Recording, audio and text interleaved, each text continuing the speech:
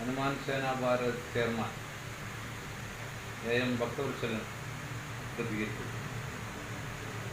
ഭക്തജനങ്ങളെ, ഈ കഴിഞ്ഞ കർക്കിടക മാസത്തിൽ കോടിക്കണക്കിന് രാമഭക്തന്മാർ രാമായണ മാസമായി ആചരിക്കുകയും ശ്രീരാമഭക്തനായ ഹനുമാൻ സ്വാമിയെ രാമമന്ത്രം കൊണ്ട് മുഖരിതമാക്കിക്കൊണ്ട്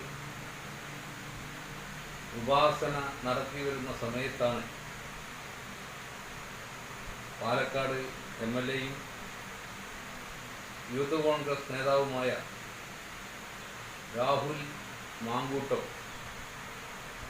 ഹനുമാൻ സ്വാമിയെ അപകീർത്തിപ്പെടുത്തിക്കൊണ്ട് ഹനുമാൻ സേനയെ വളരെ മേച്ഛമായ രീതിയിൽ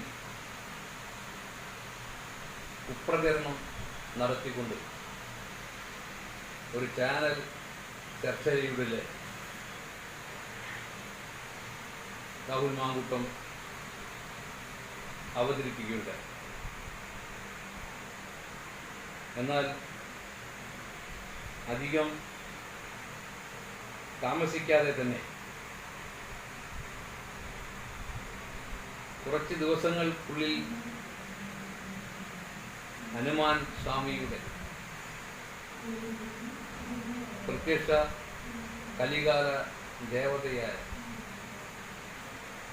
ഇച്ഛാശക്തി, ക്രിയാശക്തി, ജ്ഞാനശക്തി സ്വരൂപനായ ഹനുമാൻ സ്വാമിയുടെ പ്രഹരം ഏറ്റുവാങ്ങിക്കൊണ്ട്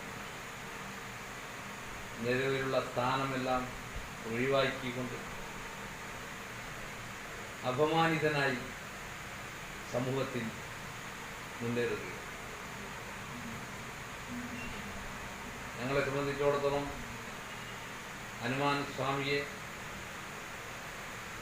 ഹനുമാൻ ചാലീസ ചൊല്ലിക്കൊണ്ട്